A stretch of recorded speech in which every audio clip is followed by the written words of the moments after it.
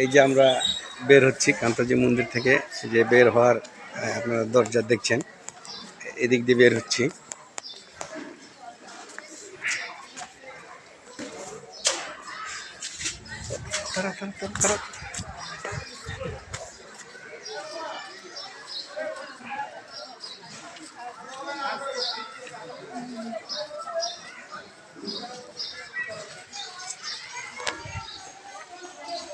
কান্তজি মন্দিরের এখানে